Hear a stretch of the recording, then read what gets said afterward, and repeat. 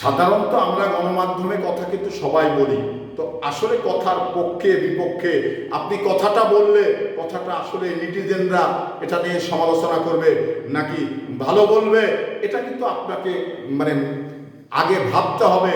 ভাবার পরেই কিন্তু কথাগুলো বলতে হবে। যারা দায়িত্বশীল জায়গায় রয়েছেন, বাংলাদেশের বিভিন্ন দায়িত্বশীল জায়গায় যারা রয়েছেন, তাদের বিষয়টা তো আরো গুরুত্বপূর্ণ।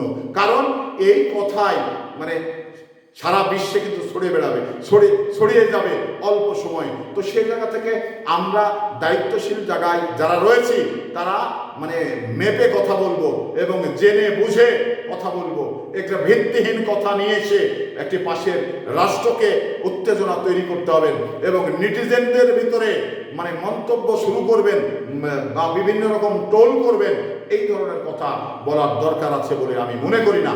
তো দেখুন, আমরা এই বাংলাদেশের মানুষ, কারণ কথা যার কোনো থানায় যদি কাটছাট করে আপনার বিপক্ষে নিয়ে যাওয়া যায় সেটাও কিন্তু যায়, আবার যদি মানে কাটছাট করে আপনার পক্ষে নেওয়া সাজায় সেটাও কিন্তু যায়। তো আপনারা কথাটা দায়িত্বশীল জায়গায় যারা রয়েছে তারা খুব চিন্তা ভাবনা করে মানে গণমাধ্যমে কথা বলবেন।